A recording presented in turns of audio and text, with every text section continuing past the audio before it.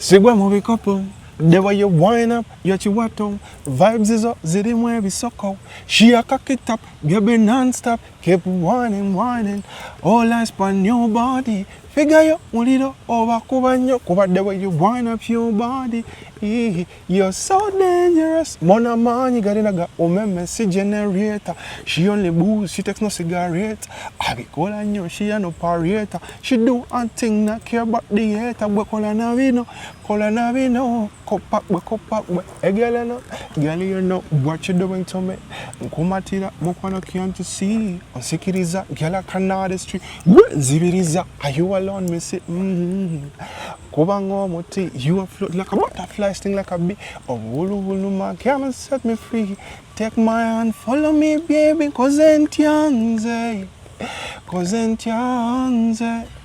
Baby, tell me what to do. Cause I can't get over you. Hey, yo! I'm on your Peter Caesar's CRUZ exclusive. Keep it locked. Don't go away. Nangamba, ubakuira gesi mweno muli mugogenda ko. Ngaba kubikira. Tosazanga mu muli mugendo sokokolo muli kozo omuntu abafudde. Kitegera kola kiri eri then bino boso bisanga. Bankubira ne bangamba ebyo nawunga. Sibili muntu akaba a strong person bola di maziga gampitamu. Bachali bange nazirikana mwawo nga sibitegeera like twagenda tukembalala nga sina kyemmanyi. Chikutwalira obudde bungi okwekolako naddala bw'otuuka ku kukola akasige teweraliikirira. Prime Touch Makeup Studio beba kugumukola obusigo obuwangaazi mu bika eby'enjawulo okuli microblading nga kano kawangala okumalira ddala emyaka 3, microshading nga kano kawangala okumala emyaka 5, saako ne combination ya microblading ne microshading. Ku Prime Touch Makeup Studio tukola ne facial okendeeza amasavu okuggyako obusundo, tattoo tukola permanent hair removal okosaako ne body waxing. Prime Touch Makeup Studio tusangibwa ku Ginger Road ku kizimbe kye Toban Center omwaliriro ogusooka Suite 51, 52 ne 53 nga wakava ku Food Hub. Okumanya ebisingawo kuba ku Note 755 536 697 oba Note 773 878 669. Prime Touch, where beauty meets precision.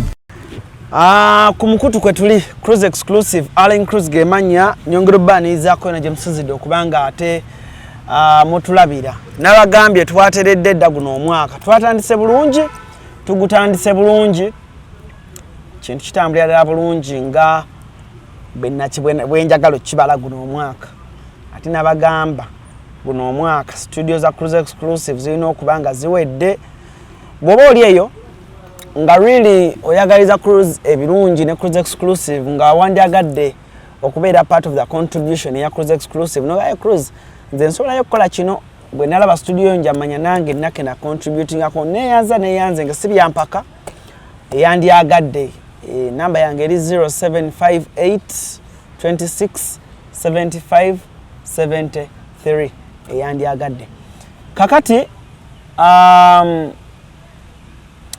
guno omwaka 2025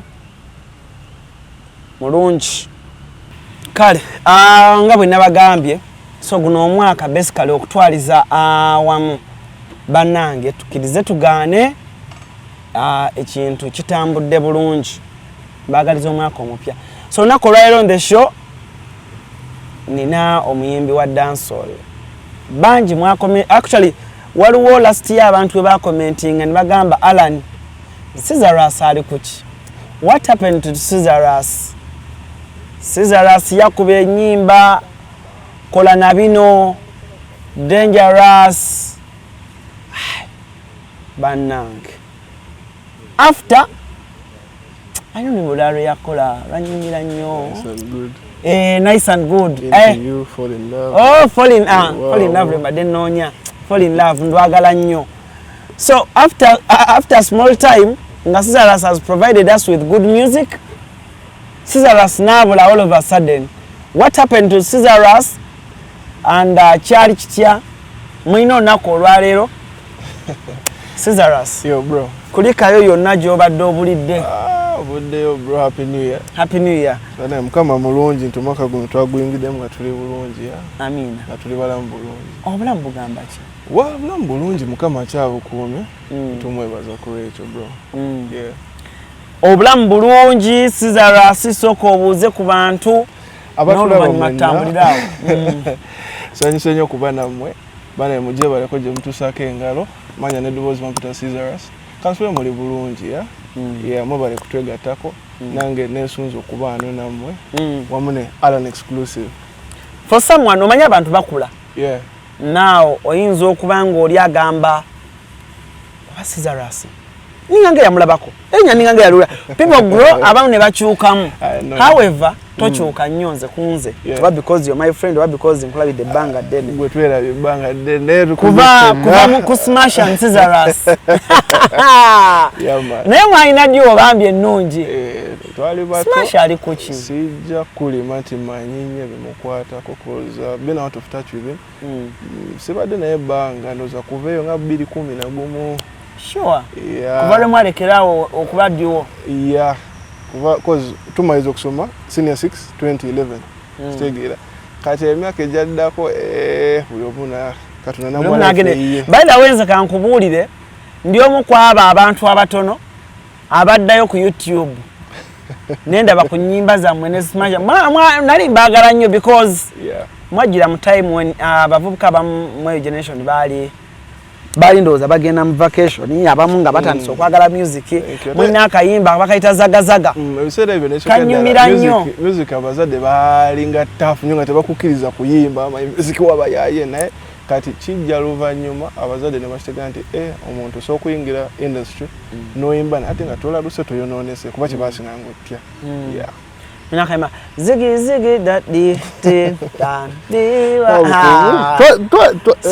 by the way atalaba ku smash and CRUZ asimanyi wetaaga okuddayo okukola ku music. There was some good it was a good duo, however badge cutting wakati awo buli omu n'akola music we nono nadde nono oli nadde but it was something nice. Then otandika serious career of which serious career ngokola weka najitandika solo career njitandika 2012 yeah, before joining university studying my first degree. Kati wakuba ebiseera ebyo anyway oba muto naye obera ne confidence nti Katonda ali nawe mwenyine oba weeraba kyobadde gyokola kitegeera ne confidence ze bulungi nnyo n'ogenda n'okuba but of course nurturing talent takes time. Obukula mu music kitwala obudde nti si bangi nnyo nti wogenda mu studio okubirawo hit oba ofunirawo byoyagala so otandika ng'ojja weezimba okula nga ne Katonda akuzimba okula ne bokola nabo so buli experience ena kyekuyigiriza bwamu ebyokuyiga bingi nayigamu nayiga so bojja 2012 otandika solo career yo then as a solo artist you break through with a mother hit mu 2016 ngeggwa ojja n'oluyimba dangerous. Yeah man. Waina was it a label Kandi? Kandi was a label? Yes, a record label. Yawaka like what do you mean waka? Like Yawaka, it's a family label. Like mommy daddy. Yawaka zagambi waka kwe ena muzeyi wange so yandiye mabega. Yeah so wait a minute. By the way, but this chimanyi. Yawaka. So gwe mukujja neyo gundi. Your family, daddy wo yakusupporting and your mom? He's my uncle. It's called Mr. Kim. Big up Mr. Kim. So yandiye mabega. Neri yenyini kutandika solo career. Ye muntu yasiko kumbilivinga ye ngoyimba yabona naye kati seriously go to studio. Ngera mu studio and even up now? Yeah. Era mzee wasikola nye decision ninyo business wise so setula cause he prepared me for this. Wow, he believed in me before anyone. Ate chombade sichimanyi. Yeah. Nti your uncle believed in you na kuteka mu said. By the way kizibu nnyo kusanga abazadde. Ne waba uncle ne waba sengaawo. Bazadde batono poza abo mulembe guno. Naye abo mulembe gwe tukuliddemu. Okusanga uncle na kubelivingiramu. Nakusaamu ezize. Well nakifuna kangambe ndi wa mukisane mukama yampo mukisogo mwebaza nti ndata nali muto nga bingi byesimanyize amanyi ogenda bugenzi noyimba but ye already ali mu business ngate byakola bintu birala okitegera nagamba nayo manyi mu music business ate ne kino gye kiri okitegera so through him Kandi what? Kandi Entertainment. Kandi Entertainment. Yes. Even now yes era ye vunanyizibwa ku music one brands zaba. Yeah, SARS neno Kandi of course yo wondaba era kandi obojirabe ne kale SARS no nkolako ne bagayi bataliba ngabayita Talent Walls. Talent Walls bana abali wane bugolobi. Yeah, kati abo nabo it's another family that I joined. Okay. Yes. So kati okola ne Kandi era ne gundi Talent Walls. Talent Walls oba okola na Talent Walls for and now. Kati Kandi yenze chiri.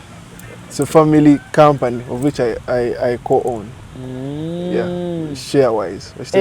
Gundi Talent World you co-own. Not Talent World. Kandi Gambe your family. Your family. Yeah. Then it's really business. Yeah, Talent World. Yeah, it's business, not family, but most oriented business-wise. Okay. Yeah. By the titwafuna mukisa bulungi gumanya. Let's get to know how does before even we get to know. Nja kuba muri azamanya. Yes. Abantu embasu bawutoba wadde mu kudobozi eri akayimba akakuba. Olimba rawangula wad mbaz.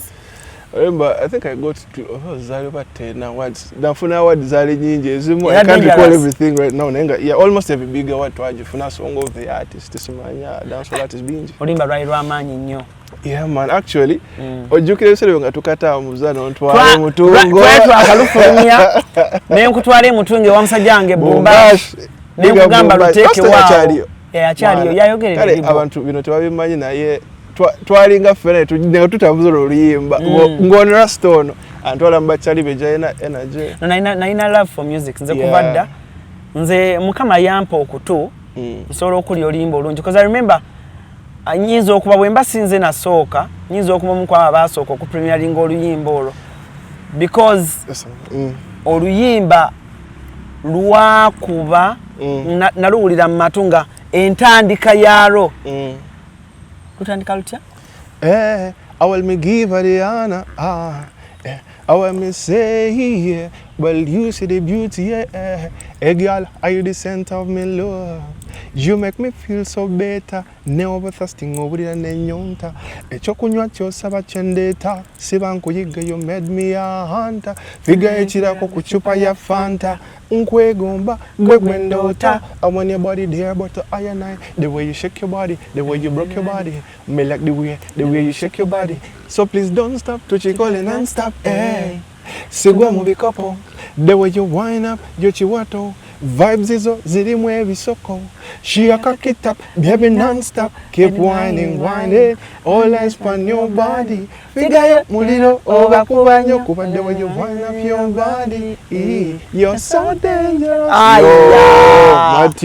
mad tune yo katonda banange yalimbi the video was just lit ani akola video social vibes social vibes olimba ra opening doors for me olimba it made me if internet was crazy if internet by that time yali crazy ngabwe kati cause nabadde ndukebero of recent nga teruweza 1 million views luweza 1.1 cause okusoka jukira rwasuka ne tulteekayo ne zali actually more views by that time I am publishing through video never striking and very close to 6 million never jija vivo yeah tuvola kati enate njizayo later ani striking a video vivo banta wana tuvola music siamuteka ku vivo era singa tebaji frustrating kati zo na views bazita ani awandika oluyimba oluyimba I co-wrote with Andre Andre ne audio audio waliwo chali wanga mwita Levi ya jikola big up Levi twajikolera ku Fenon banango limba right lungi big up Steve Jean the sound was so nice man nenga era nabantu mbebaza balufulo limbo ramani cause olimba ragula wenzi nyingi nyo mu career yange mbulamu bwange up to today by the way up to today I cannot go anywhere and don't perform that song I to performing amulundi gumu no geza ko gakato performing na bazagala bana favorite zawe na oro that one is a all-time classic for my audience. Era abantu barwagala nnyo nangera nebaza mukama kumpa mu kisogo nti n'oluyimba werutyo era musaba when I ndokola nebitu nalaba my ekintu ekijjanga kyamaanyi nnyo mutima gwe nsoka n'ensika ne mukama kana kasera tukajjanga Yeah, so kati kola oluyimba bintu bingi nnyo byakyuka mukama era ebiseera ebisinga oba oluperforming mutima gwange waliwo wetuka naye mukama kana kaseera tukajjanga waka kino kyenda bajja siyongerako bwongezi lwakutambuza nnyo because oluyimba by the way abantu kyebatalumanyiko nasooka twali waneeno nga tupushinga ebiseera ebyo nasooka kuta eyo EP yaliko Into You ne Nice and Good. Nice and Good yali akula bukuzi kati nenvaako ne ngenda e Kenya nagendako ku media tour nembeera yako ndowooza oba omwezi ali mu Nairobi awo ng'omwezi nembeerako Mombasa katono ngera mpushinga track nenzira mu Nairobi agenda about weekend zaali ziringa 6 ni ali 7 ngenda okudda e Uganda buladi Rimba rafu kwa oluyimba nange natyamu noza soka dula bila yali wa show ya Shiba by that time yali ku Freedom City. I think sije nakwera lona kunoza zali 5th December 2016 if I'm not mistaken. Simanyi wembazi jukide date bulungi. Kati kusere ebyo twali tukola ne Kim obujukira. Big up Kim XP. Kim XP. Na muligira ko nebintu bingi. Big up Alan Experience, big up Nicholas Crime. Kati botwe twatambulanga. Kati biseera ebyo natugamba tuyimbireko ku Shiba kitegera kwera Jeff guy talina buzibu kitegera kwera lichali wakimu era biseera ebyo balinanga balawe kabalagala we bakunganiranga nga teroyita mukko talina buzibu is a good guy kati naye nze ngenda kuyimba ku sheno olwo tandise ofuna sheno kuba oluyimba gogena oluyimba abantu baluyimba ngumanyi okay it's a hit song ne hit song ebera ne stages nti waliwo otuka nga just it's a popular song ntoyita n'oluwulira naye kati wano kujja mu audience n'osanga abantu ngenda okunyumiza kye baakola bro natyamu tugenda ku show ya Shiba ye but zukira time yali running and out kwa twali tulina walaje tulina okuba show za yali ntebe bagenda batekako oluyimba kuzaga masikana kuba nyimba njika kubera ngende mangu was twali tulina show nga 3 ku lunaku lumu boy batekayo track. It was my first time experiencing it. Omagena kuiba sai mana freezing abantu baye muka bro mu butebe ne bachankala naye nezoka ne freezing but gasima na chakula naye of course I was ready for the moment nengo yimba nenga toso ku outshining a noise y'abantu. I ended up not singing and the people were singing the song instead. Era mutima gwange naga mukama katonda jo ngato kyayimba nah.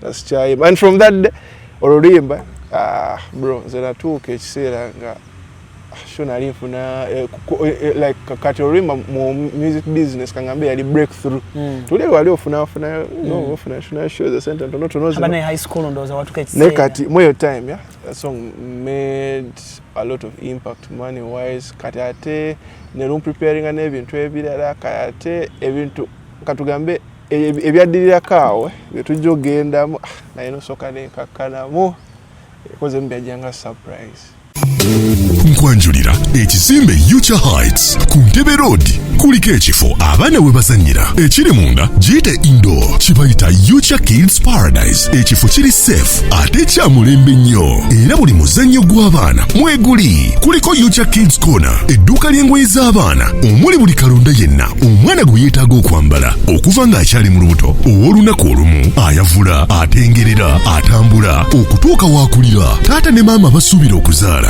Future Kids Corner ebintu byerina season eno birungi nnyo era buli mwana kye yeetaaga bakirina ate nga ku bbeeyi ensaamusaamu ekizimbe kino kiriko ne hotel gye bayita Future Hotel and Suites erina ruumu ez'omulembe nnyonjo ate ng'abakozi bafaayo nnyo abagole mujje mufune obulamu obupya ku Future Hotel tuli wano ku Entebbe Road bw'oba ova Kibuye tuli opposite Book House awali Zion Offices ate bw'oba ova Entebbe tuli Kibuye nga tonnatuuka ku mafuta ga Total kuba ku ssimu 073 92 17 61 oba 0765 52 00 38 jangu otulambuleko ozuule ekipya yeah byonna tubigirewo ddala omulundi yeah kuba ekyo kirungi kiru kyenasinga nga okwagala okusamuka mu sala yange bantu benkola nabwe kulaba ku successes ebintu byetukolerera. And then the other thing was my mother to see me and this and then my uncle when I'm believing in why your mother? My mother, because my mother is my best friend because I'm zadeta vow no about for the one spiritually consciously. Yeah, 2017.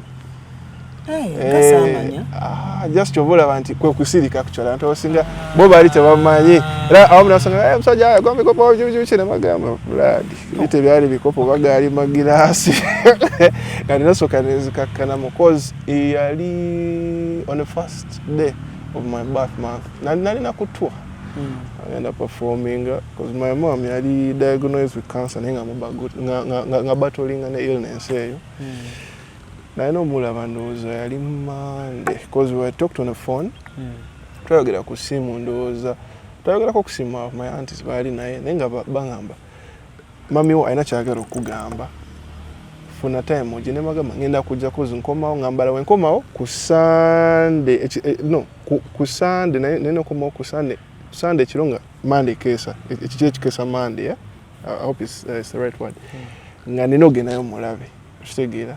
Kati ateraba yali Saturday kitegeera because my auntie yankubirako ku macha atogere muzaye mami alatabiki addamu okunkubira sijja kwera zaali close ku saa 8 ogwekiro misana ngoli ku show andi mukubugenda because naira ninajenva nga I was going to Mbarara at the same time ngani no sokova that same time ngani no kuvaya atenzire moyo zona shonga booking zona zali booked bro. In that time zenali ekitonde nnyo nali funa show zali nyingi nnyo nga si umulala wali sabe kopera no stuka no Katondo babe basala na saba yachi ngotuka obera shemisana obera show oswana basho nga bili emisana no bane shekiro boy nga teri kwebaka okitegera bodda yo no tuli mu 2016 2017 nali mutono okitegera nali mutono so nga serious thing at the same time nga soma so boy bampa amawuli nentuka mama chali kijinji kinene nnyo mbulamu bwo. Yeah, because muntu yampa nnyo confidence like yali muntu ngali so smart mu business. Yeah. Era nga ebintu ebisinga ngobo inacho tide nga business idea so kanomwe nekino ngantiddemukko. Your mom was a strong pillar. Yeah. Mu music wo. Yeah, kola music. Yeah, era mwenyini ya support ya. So yo ngabo olaba bana boy ne mama we ne kwatu wakati be kyabwe kijja mulite nti oli face ya business mama nate ne mu management she's the first of the business ne kati zo wange ete ali ekyo just yali muzade no mwana nenga muli ba mikwano let me put it that way. Yes, she was my best friend. Nga bofulumya oluyimba omwamu na oli amnaga ate ali nyo kya kufulumya nyimba ye just singa yali na kino nti bobo ine kino kyogenda okukola just agamba pray about it. Just pray about it. Oli akiku frustrating come home talk about it kusabireko nga kyemujjukira takuleka genda wakafuluma nyumba kyogenda actually abazade bona amuyina abana dala abakyala because I learned that from my mother. Before you leave the house kwataka kumtena kusabira omukisa I swear to God atenga ekyo kintu nakulanchira bana manya amanyi gacho gwe funako olunaku nga olina ki oba advice jiwo omuntu alina kimukalubiride just agendeke wakati their mother mu bulungi amusabire just pray agambe may the blessing of God with you my son mukama Katonda omwana ono gwamumpa kitegera kirabo kinene gyendi omukisa gwo n'amanyi go gerekere ku mwana mukyagenda okukola ne kyagenda kuba mulungi. You will tell simple words. Now this is so emotional because Caesar so many we judge people by chichetulaba banji bawulira oluyimba kuba wakuba ennyimba zalinga satunya nga zonna hit ngolaba omuyimbi ali stably ngolaba omuyimbi ali focused ku music we endorsements nga zijja all of a sudden omuntu n'omulaba ne bimutama omulundi gumu. Bro, the chintu like death does not prepare you for anything. Okufiira especially omuntu ngobadde oli attached nnyo kuye tekiwali tokyetegekera kuba remember like I'd lost my father some 3 years before. Oshitegera kati my mother nga yabadde akabalizeewo gap. Yeah, so kati nga yabagumiza oshitegera so okubya hit yo eya dangerous obulamu buli abukunyumira kale ekintu kyasinga n'okumpesa nnyo agamba ati at least my mother yandabako nga ndista nate nga because yatya nnyo fame wejja ngenda gicontrolling nasigala ndi nno nga bwendi kati because ekyo nakimu promising nga kwa wanu wali muto tewali mukulu nnyo yo nnyo ali 20 najifuna 22 nga ngenda kuza 23 bro Wakwira dangerous? Yeah. I'm born 93, 29 December. You do the math. Yeah, Oshtegera. So in the 31 Kati. Oshtegera.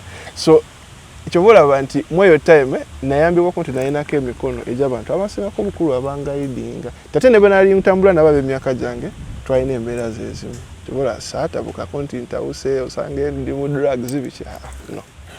So Cesarus, yeah, okuba hiti ya dangerous onyumirwa obulamu ng'omwana omuto oli star abantu bakwagala kwali kola okusinga brother natukwasiwomula naye kalo kunyumirwa of course kwalimu yeah kuba a moment yo bro hiti enyuma bula ate nadda yesookera dda zino ezijo already zikusanga already oli prepared omanya chikonese naye yesookera ddala it's a sweet moment bro. So oba oli mukuba ogenda ku show bagamba mami we agala kwogera naawe. Yeah, but by that time I think tasobola kubeera on phone for long. Nenga banga alina kyagala okugamba. So nemba gamba okay nagamba naye not on phone making sure just so nemba gamba ndi kutuwaringa but ngenda kusambya kuva kutuwasigana na kudda akangenda kujabuzi. Okitegeera bankubira ne bangamba ebyo nawunga sibi muntu akaba a strong person bola di maziga gampitamu bachali bange nazirikana mwawo nga sibitegeera like twagenda tukembalanga nga sina kyemmanyi zuka ya show yo ba Crystal Panda yali abina nsa performing na tukane nga I couldn't nga sisobola kanezjukira mu return katuna nampa ekisa n'amaanyi nti najukira there was a time my mother yangambanga ekintu if you ever get a phone call ngobadde ogenda ku mulimu obanze obaali izukaka ekyo kyanyiza nanyo nga mugamba wacho ngamba ebintu byakufa before I think like 2 years before ngali okay because my mom just afuna kasomeze etano joka after nafa mangu awo bintu byali bifana nangamba obakubira simu eno mulimu gwogendako nga bakubikira tosazanga mu mulimu gendo sokokola omulimu kozo omuntu abafudde kitegeera kola kiri eri then bino boso bisanga kati mukugenda nali ngenda na bagamba ba counseling era management yambera nyonje yebazanga ngamba no sure ne bagamba amona nga tugenda yo nenjikuba ekiro tumane tukomawo so mukomawo satukana wakai went straight burial ground ami wange ba muzika okifo kiri Bombo Road babaitawo nabinaka oita migadde no branch yako kumpi si walanya so tugenda that day tumwerekera we laid at rest and kati atendina baganda bange naka bakulu abansinga ko then nabato kitegeera then abato bali bato abayendo gumira kunze no bagumya eno byali biwanvu but cut the long story short nti moment yo natya yola after natuke kiseera nga mchimula actually useless. No, like nga ola buli kimu twe like life tekola meaning, let me put it that way. Chovola yo pain yo feel omuzadde bro pain yo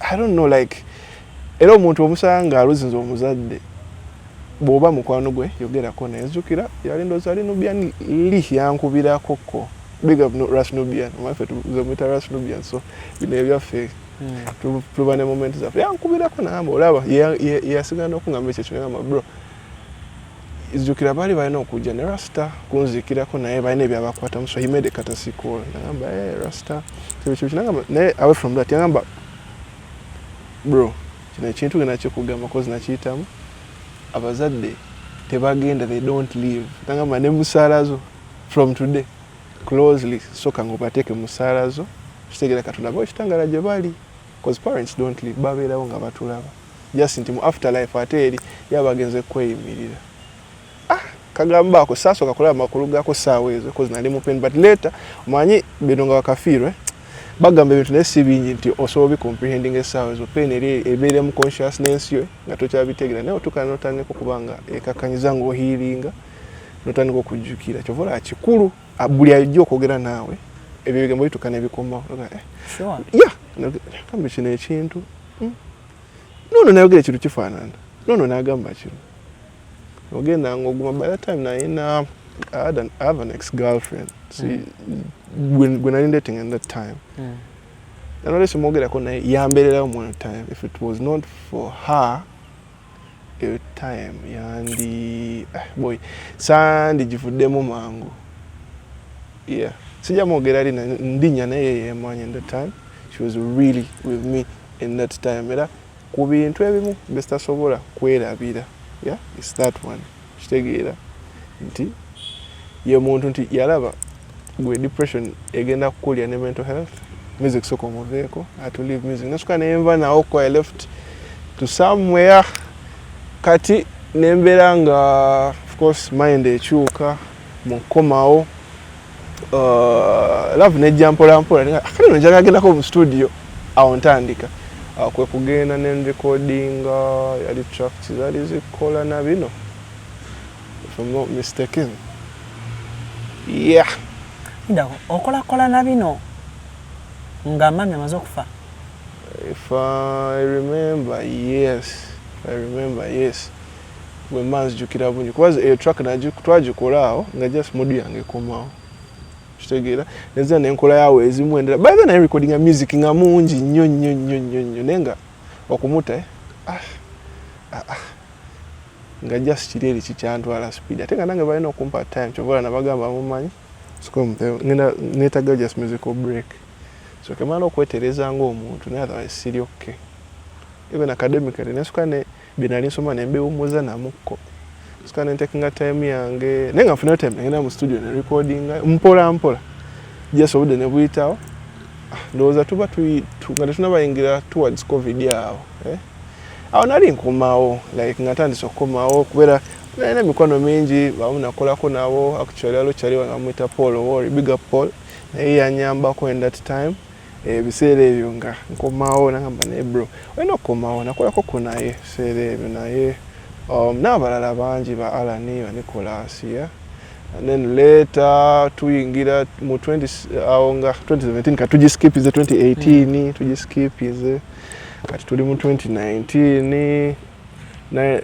mbanjagala kuta EP mu 2020 laba tuyingira covid kitegeza music nesoka nemu nesoka ne mu holding back kati mu covid ate nesigala nga ncha recording music kati tugenda move njagala kuta EP naye twali twakava mu covid abantu abasinga ng'olina okubala season nesoka nentayako single ne si mu maanyi mangi nnyo nga nkyasoka bala dynamics za audience yange ne sininga bwe yali etambula zizeyo malirize byensoma awo mangu ate enyingira muzira abu story awo ekyomusi ate nazo nezimpisawo bimaseyo by the way nze kankubulire Cyrus abantu tebamanyira abo kyesobola kukola muntu but omuntu nga toli mugumu zize mbanya ne love story actually ebyo bitu bya love ebyo natuka ekiseera bro sometimes to blaming and togena blaming oli abaze kuba nawe tomanya oyinza okuba oli too good but oli too good oba naye katonda baba the moment ekibintu katonda takubuulira mulimu abantu abajja mu life yo ng'aliwo ekiseera kino nti kino katugamba omwaka guno omwezi guno ye katonda yakola enteekateeka eyo fate katonda yagikola abajja mujja naye nga takugambye ddi kati obuzibu gwe kiyinza okujja mu time nga already obadde connected ng'olowooza na bintu bingi ng'oplanning ebintu bingi ng'olina sacrifice za bintu bingi nnyo by'okoze kati ate katonda n'akijja n'agamba blood time out bayeyo n'otuuka n'ogamba love yakukuba naye ate wala okitegeera naye ebyo just it is a transition ebyo of course ebyo byohiringa mangu okitegeera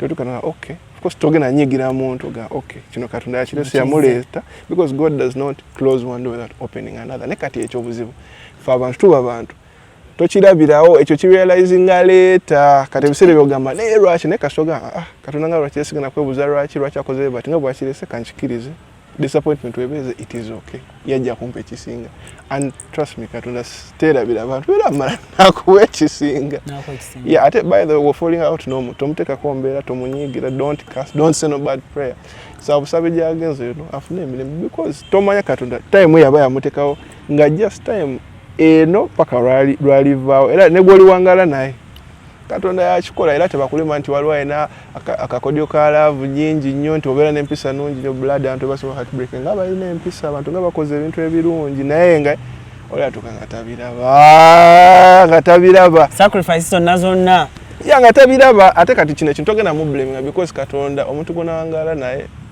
tomulabira waawe era kyobera olowooza sometime nga tosuubi ate bw'obeera atobiriko nnyo sometime omukisa bw'oba singa oguteeka naye kojja nga byakutamatamana dda naye nga essaawa zino weekijja ojja kikola ki you see the deeper value of it. Nze bannanze mwebyo ebiseera nalina mukwano gwange sijja mwogera linnya muwala bannange ng'akimanyi oli mukwano gwange bannange oli omuwala nga nsumbuwa tulira nga n'amala alaba nga njogera ne Caesarus. Alani, I want to talk to Caesarus. Alani, kale ntwala mulayo ku bulabi ngali awo. Alani, wale twali tugenda ku buzzi. Ojja mumuleta tumubuuzeeko. Jali is a big Twitter influencer. Tujja mu meeting one day one time. You've ever met her? Hey. My meeting abantu bangi. Just now wamubuuzaako obuuza naye yawulira essanyu. Mujjukidde.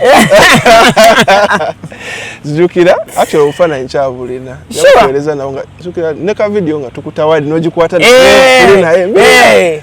She's a big Twitter influencer. Big up. Naye nga Kwagala ne kati recently namugamba ne mugamba Caesarus nanga Alan nawona. I healed because nali ngenda kufa. Tasobola kufa. By the way, nebaza Katonda okumpa ekisa like I've a very amazing fans n'abantu abanjagala nti obasanga naye mwenyini of course ebimu oba okikiriza ne sometime it is like big and beyond. The love is beyond and buli moment ezo wenziraba nziramu amaanyi nange nesunako nti mukama webale kunjagala kumpa ekyo because ekyo tokisasulira. Tugenda omulamu katono nnyo akasana ano katugize but then tukomewo tumaize program yaffe katugenda ku mulamu katono tukomewo tova wano ku Hasi Beauty Parlor tuli bakafulumu kulabirira n'okuyoyota ensusu tukola facial ne tukupepeta ka face ne kawawera nga aka baby tusiba n'okola enviiri mu buli musono songa mu kukola pedicure ne manicure tuwe kansa tusala enviiri mu buli musono ate bwe kituuka mu kukola makeup tetumanyiyo mulala tuli muyenga ku Tank Hill Road okulira na Italian supermarket mu basement essimu tuli ku noti 72 682 953 teweerabira saluni egenda okujjayo bulungi bwo n'ekitiibwa kyo ye Hasi Beauty Parlor, a world of beauty. Esi mukasiakano kankwanjulye mami gadgets abakola emiramu education gadgets zonna mu Uganda baina tablets z'abaana zonna mu bikanga Samsung, Apple, Origimo ate nga baina n'esina keyboard baina ebimotoka by'abaana ebimundu essaawa bags z'abaana bottles container ng'ogasseko ne building blocks baina headsets z'abaana baina smart watch zonna ate nga ziri origino baina wireless charger ate nga basisinkanibwa wali ku Pioneer Mall edduka li PA11 ate ng'osobola bakubira ku 0769 gambye ekikwasagana education gadgets zonna oyina kwekwata mami gadgets kubanga yasinga. Okay, so tukyeyongerayo ko ne program yaffe so oluyimba olwo bannange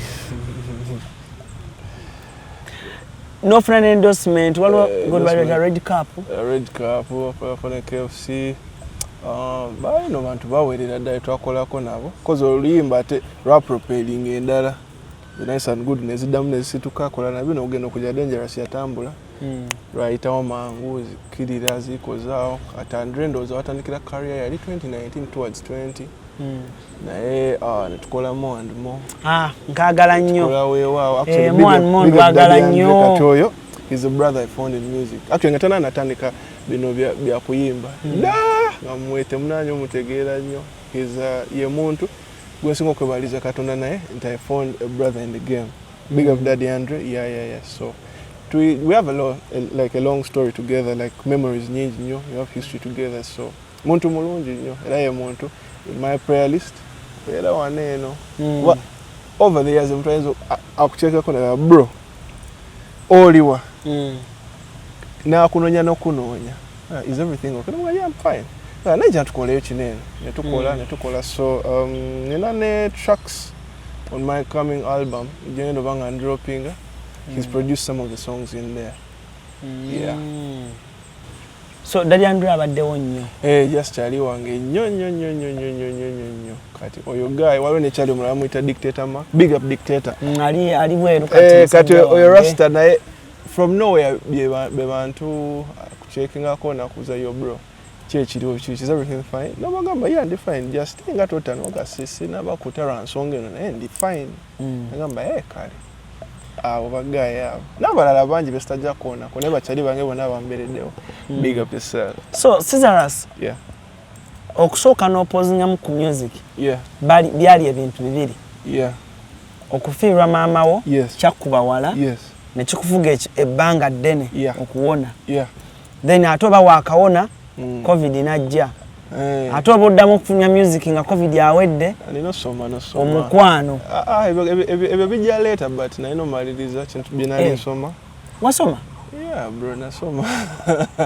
Naye just ebya love story just buli omu akiyita mukyo teri muntu atalina history ya failed relationship. Well naye gwatandika ko kikuba wala sigolina kati naye just katona nti bagamba ebirungi biri maaso ya olujamala nalugula nakuta ate noga mukama ngate kino wanjagala nnyo kumpa kino ku story nze gye basooka okumpa ya mama mbadde sigimanyi naye ku story gye basooka okumpa bangamba ba either your mom or your dad they stopped you from music ne bagamba osooka osome nedda sebo bakulima anti kati omanyi abantu oli buli omu ayogera ebintu nga babita ebibuulire ebiboozi ebyo kati then abatamanye kati nza kwegambidde era abantu abasinga abamu bakimanyi n'abasinga tebakimanyi nga bwekiri. Okimanyi Cyrus, nze by the way I'm your friend. Samanya kufa kwa maama wo. Yeah, because kati ekyo ekintu anti kati olaba ebiseera ebisinga wali emabega kina batolinganga nakyo nga bw'okyogerako nnyo memories ezo ate zibeera ng'eziri fresh again kufa nga kinumya mutwe but saa zino so okyogerako unaffected. Kubanza jukenenga Cyrus jangu tukole interview jangu Cyrus nonga sokolindeko nja kugamba yeah. Waliwo omukwano gwange bamuyita Brian. Yeah. Brian oba ali yagenda China. Kati Brian oyo yali yaŋŋamba bwe ndikomawo nja kubuulira what happened to Cyrus na bitya bwe byatuuka nange okubanga endongo yantama. Omanyi Brian? Brian mamanyi. Twakolako kofena but not for so long. Kofena then agenda mbibi ate before nga just nafuuka ebyo. Nakugenda mbibi ate kati fawo tutabuka. Nyimbo ya Okuyimba ke bayita kola na bino, yeah. Kata Timbona manyi galinaga omeme si generator. She only booze, she takes no cigarette. Abikola nnyo, she an operator. She do acting, no care about the hater. Moto, she no fi wine loco. Nalo, anyenye wato. Level, ya international. Mono ya chikuba nnyo. She hold my hand, she say come baby. She whine and whine like she never let go. She love it when I give it to her good. She ready to give it to me good. I say kola na vino, gwe kola na vino, kopa, gwe kopa, gwe kopa, gwe kola na vino. Ani akola oluyimba olwo? That's Daddy Andre. Ne mukuwandiika? Mukuwandiika yeah. Lona. Teamwork. Yeah, but he wrote most of it. Most of it. He did most of the work. Yali mukwano gwo Daddy Andre. No, Andre is a brother, by the way. He's a brother. Like video ya is it oluyimba olwaddako lwakola South Africa walite batya? Akolerayo Kirira. Akolerayo Into You Fall in Love. Into You, yeah. Into You. Era nga kandi ye Sam Center. Mwali musetinze ekintu kyammwe nga kirungi. Yeah. Just abandi emabega bakinjagaliza in a big way. They saw actually a very big star in me. Banda much financially. Nekatonda naye, you know. Nampo omukisogo. Waperformingira ko na Uganda Bulaya. Na Uganda, some of them, but not so much. Kuba shows as single charge frustrating anga, and kachabira west. Nti mu time wezimu chajanga I'm too booked. Ostegera. Yeah, kati nga shezi singa basobola era esana tubaga nedda nochobola esinga bamwe abamu kale twakibanyonyola naye abasinga tebakitegeeranga balowooza bagayi bano bakalubya bintu but no yeah so just chabera ngabashone ezante katika like I'm still going to go to link up with them because I take at you my audience yeyo nene nnyo kuba basinga streaming music wange yeah okay so kati talent wars mukwatagana mutya talent wars we link up last year nenga talent wars actually try to na betukola awo nabo but partly ngamo bintu byawe bimu bampe emirimu ngenda ne performing they become the book now yeah in this time I was on the way to release an EP last year because badem recording enyimba nyingi nyo zisuka ne over 60 songs kati watu tuli awo ngatogera ku EP ngera bagane EP eyo jituwe tukikole ki tujiteketeke then ekirozo ne kijja leta mukubaganya muzonga naye otutebanga dene ngatota music to abantu EP give them a full album of not less than 14 songs so ne tuzi curating afena okuzirondamu zisenga kantiro no audience afe tugenda ziziwa kino kane tugamba tetwa kutate album December ngetani kubange gwebera festive it's a miscalculation wase tukikola ngomwaka guli mupya fresh year fresh start etu abantu music mupya sizara so mupya stegira yeah so the mugena kuta album already wajitadde no tugena kuta album naye anytime those by next week I should have a single the first single of the album abantu sokeba preparing almost kuliko collaborations kuliko collaborations dinako waire abala sija boga sija surprise inako waire inako waire okay gogeno soko kuta ngenda kusoka kuta track bajita birthday Andre yaji producing so it's a big song, it's a good one and I hope buli ali eyo trust me agenda embracing agenda jinyumira because I enjoyed recording that one. Are you ready? Very ready. At least now we're fine. Yeah, fine. So as you know, no, okay. Very okay, yeah. Festive season, have you performed or go birthday or church or bro, madam perform. I want to know about my. I get on social media. What just it about? I still get bookings in chat performing and chakuba show, bro. Yeah. Or collaborate. Even yesterday I didn't performing. Yeah. What's your audience? My audience actually, the audience is cutting across to Bambato, but teenager my age and slightly older.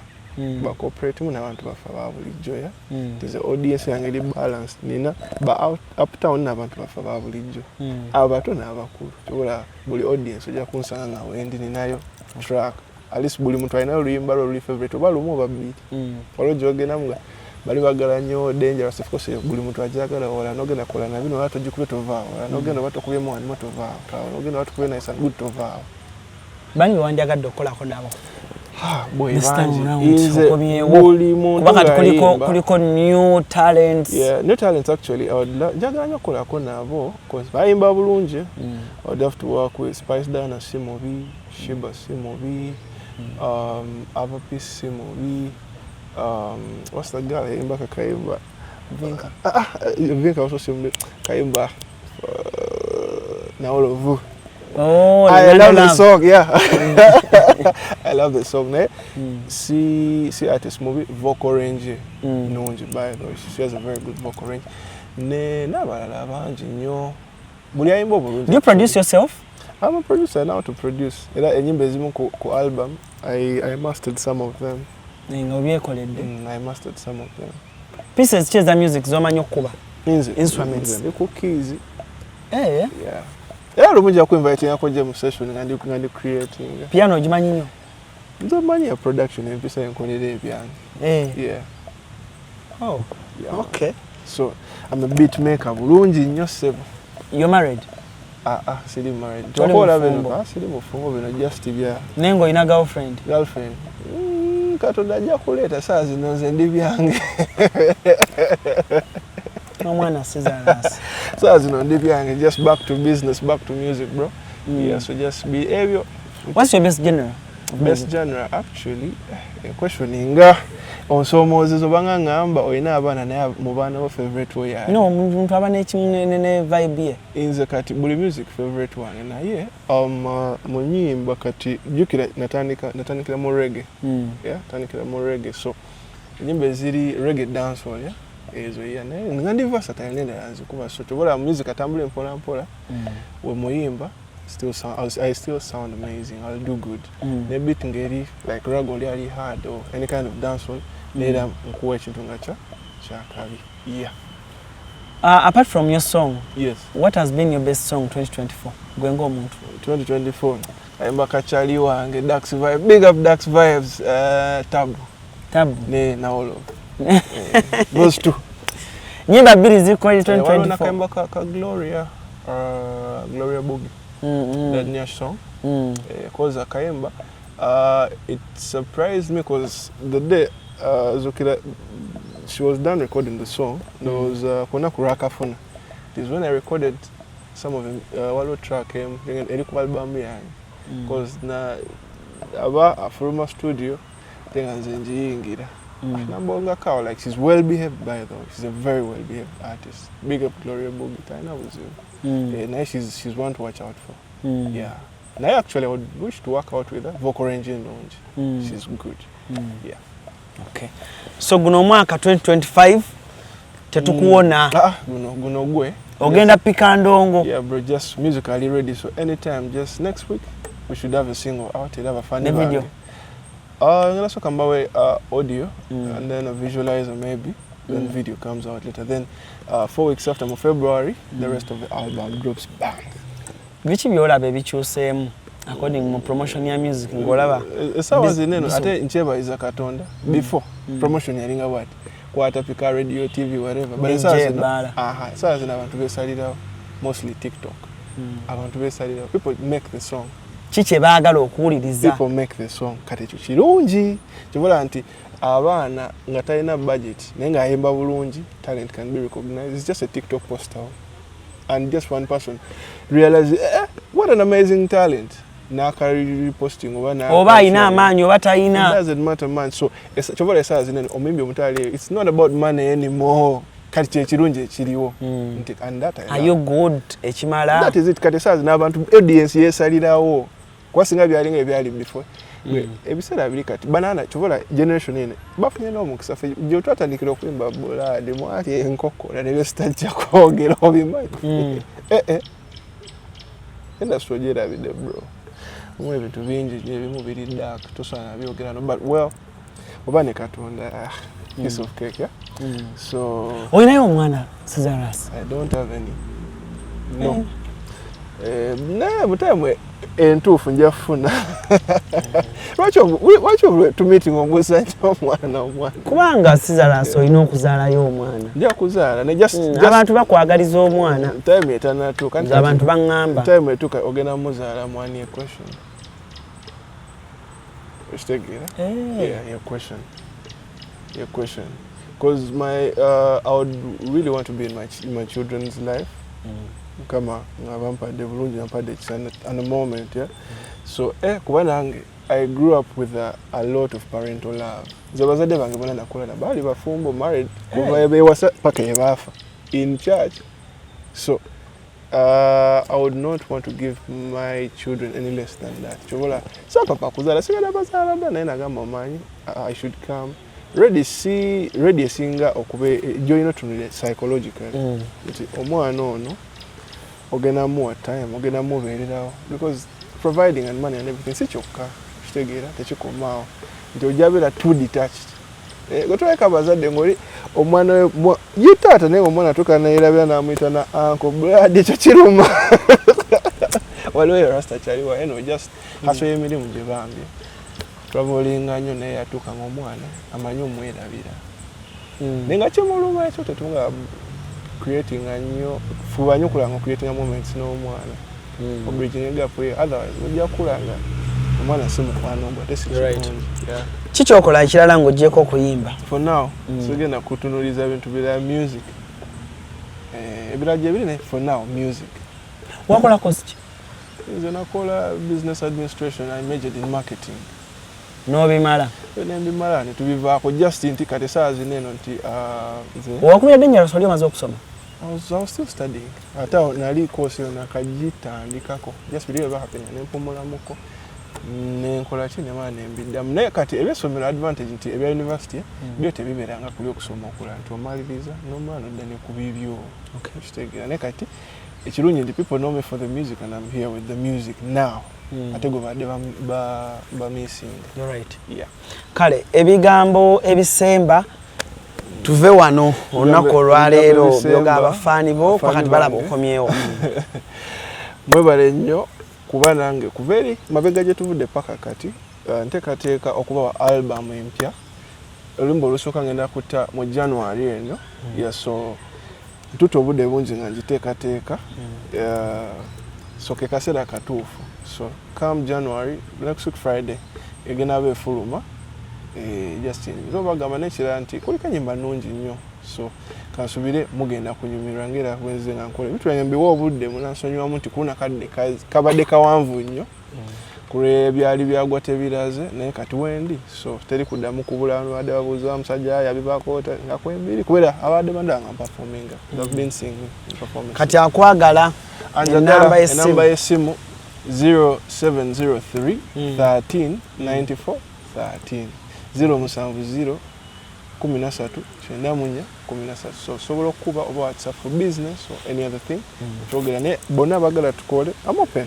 then lead down to earth oja ne twogera and then we do something yeah amen kale sagala kusukako wano olunaku olwaleero mbadde ne Caesarus Minium yeah man mukama w'amaanyi musebe bulungi mweraba nkwanjulira ekizimbe Yucha Heights ku Ntebe Road kuliko ekifo abaana we bazannyira ekiri munda giyite indoor kibayita Yucha Kids Paradise ekifo kiri safe ate kya mulembe nnyo era buli muzannyo gw'abaana mweguli kuliko Yucha Kids Corner edduuka ly'engoye z'abaana omuli buli kalonda yenna omwana gwe yeetaaga okwambala okuva ng'akyali mu lubuto ow'olunaku olumu ayavula atengerera atambula okutuuka waakulira taata ne maama basuubira okuzaala Yucha Kids Corner ebintu byerina season eno birungi nnyo era buli mwana kye yeetaaga bakirina ate nga ku bbeeyi ensaamusaamu ekizimbe kino kiriko ne hotel gye bayita Yucha Hotel and Suites erina ruumu ez'omulembe nnyonjo ate ng'abakozi bafaayo nnyo abagole mujje mufune obulamu obupya ku Yucha Hotel tuli wano ku Entebbe Road bw'oba ova Kibuye tuli opposite Book House awali Zion Offices ate bw'oba ova Entebbe tuli Kibuye nga tonnatuuka ku mafuta ga Total kuba ku ssimu 0743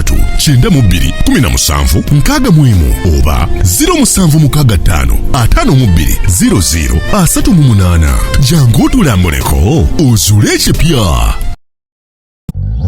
Kikutwalira obudde bungi okwekolako naddala bw'otuuka ku kukola akasige teweraliikirira Prem Touch Makeup Studio be bakugu mu kukola obusigo obuwangaazi mu bika eby'enjawulo okuli microblading nga kano kawangala okumalira ddala emyaka 3 microshading nga kano kawangala okumala emyaka 5 saako ne combination ya microblading ne microshading ku Prem Touch Makeup Studio tukola ne facial okendeeza amasavu okuggyako obusundo tattoo tukola permanent hair removal okosaako ne body waxing. Prem Touch Makeup Studio tusangibwa ku Ginger Road ku kizimbe kya Toban Center omwaliriro ogusooka Suite 51, 52 ne 53 nga wakava ku Food Hub. Okumanya ebisingawo kuba ku Note 755 536 697 oba Note 773 878 669. Prem Touch, where beauty meets precision.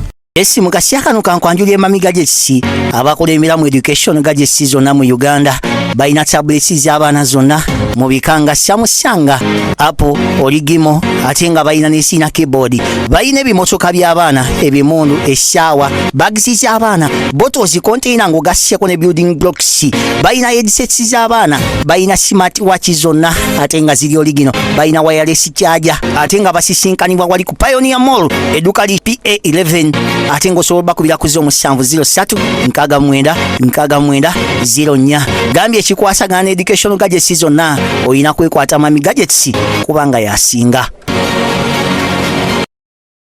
Wano ku Hasi Beauty Parlor tuli bakafulu mu kulabirira n'okuyooyoota ensusu tukola facial ne tukupepeta ka face ne kawawera ng'aka baby tusiba n'okukola enviiri mu buli musono songa mu kukola pedicure ne manicure tuwekansa tusala enviiri mu buli musono ate bwe kituuka mu kukola makeup tetumanyiyo mulala tuli tuli muyenga ku Tank Hill Road okulira na Italian Supermarket mu basement. Essimu tuli ku noti 72 682 953. Teweerabira, saluni egenda okujjayo bulungi bwo n'ekitiibwa kyo ye Hasi Beauty Parlor, a world of beauty.